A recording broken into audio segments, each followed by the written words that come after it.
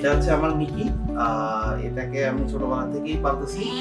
এখন প্রত্যেক ইয়ারে একটা সার্টেন টাইম হচ্ছে ভ্যাকসিনেশন ডেট করি। আমার প্রিভিয়াসলি একটা ক্যাট ছিল অনেক আদরের।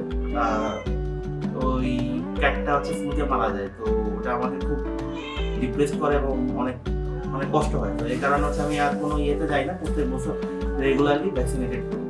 আর ভাইয়াদেরকে দেখলাম ওই ইয়েতে ওনারা মোটামুটি রিজনেবল প্রাইসে অন্যান্যদের তুলনায় ভ্যাকসিনেশন ক্যাম্পেইনটা করতেছে এবং খুব সুন্দরভাবে জিনিসটা সম্পন্ন করছে।